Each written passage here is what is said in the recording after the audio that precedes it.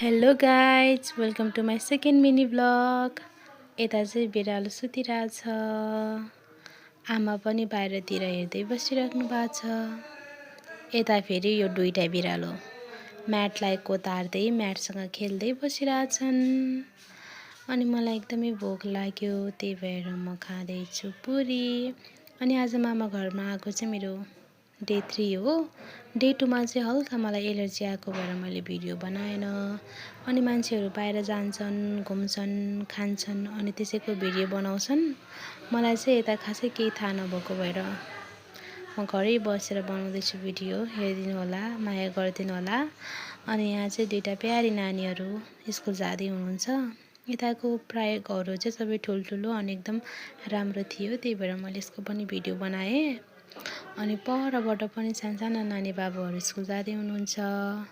त्यसपछि ल्याइदिनु भयो माइजूले यति मिठो खाना। आमा पनि खाना खान रेडी हुँदै हुनुहुन्छ। उहाँ चाहिँ मेरो प्यारी माइजूले चाहिँ आमालाई पानी निकाल्दै हुनुहुन्छ। अनि हामीले खाना खायौँ।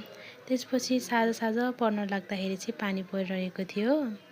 दिउँसो खाजा खाएको चाहिँ फेरि मैले भिडियो बनाउनै भुलेछु। हेर्नु न गाइजहरू, मेरो दिमाग त गु हो के।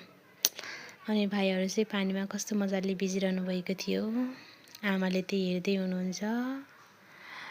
अनि यो बिरालो फेरि सुतिरहेछ। अनि गौतम बुद्धको पेन्टिङ। यता चाहिँ अङ्कलहरू चटपट खाँदै हुनुहुन्छ। अनि यो चाहिँ मेरो मामाले ल्याइदिनु भएको आइसक्रिम। मामा घरको कान्छी भान्जी भएर होला मलाई सबैजनाले एकदमै माया गर्नुहुन्छ। अनि आइसक्रिम चाहिँ एकदम मिठो मिठो थियो। थ्याङ्क यू मामा। अनि त्यही हो गाइज, बाई।